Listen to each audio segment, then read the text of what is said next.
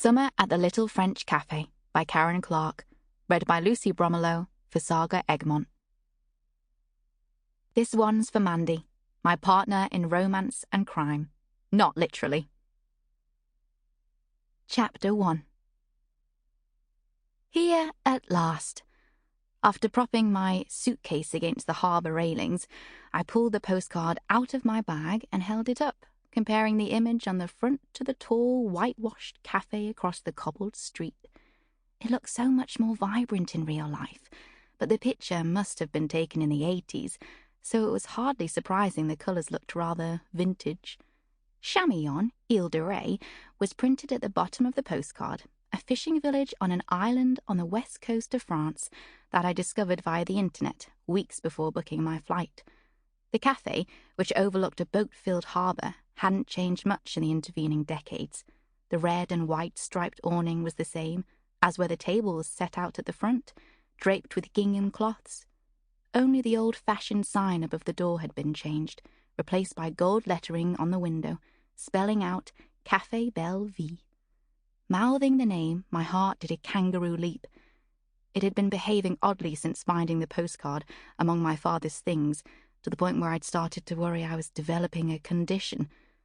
Slipping the card back into my bag, I tipped my face to the sun and drew in a calming breath. The first thing I noticed, climbing out of the taxi that had brought me from the airport at La Rochelle, was how good the air smelled in Chamillon.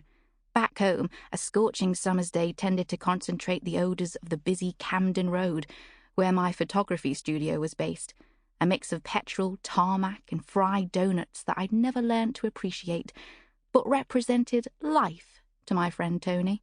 She couldn't understand why I preferred commuting back to my childhood home in Hertfordshire. It backed onto sheep-filled hills, and the nearest shop was a good 3 miles away. By contrast, the air here was rich with the vibrant sense of sea and sunshine and the piney shrubs separating the villages that made up the island. I'd seen a surprising number of cyclists as I arrived. Cars were discouraged due to a lack of road space, adding to the picture-perfect prettiness cultivated by the local council. Apparently, no overhead cables or new constructions were allowed, and window shutters had to be painted one of 16 shades, 8 of which were blue and 8 green. The island's unspoilt beauty attracted celebrities, and it wasn't unusual to spot film stars hanging out. Just a few months ago, the actor Jay Marino had filmed his final film in the capital, San Martin, before retiring. Not that I cared about celebrities, but I hadn't been prepared to fall in love with Chamillon at first sight. I was tempted to forget my mission and go exploring, though that might be difficult with a suitcase in tow. I should have gone straight to the guest house I'd booked online, but I was early, as well as hot and thirsty, and once I spotted the cafe, had asked the taxi driver to drop me off. I adjusted the thick strap of my camera bag, resettled my crossbody bag — I possibly had too many bags — and grabbed my suitcase handle. Wheeling it across the cobbled quayside was a noisy and tricky process, the wheels bouncing and twisting as I tried to avoid bashing the ankles of passers-by. It was lunchtime, and although Chamillon, according to TripAdvisor, was less touristy than some of the adjoining villages, the area was still busy with visitors and day trippers from the mainland, dipping in and out of shops or taking in the view.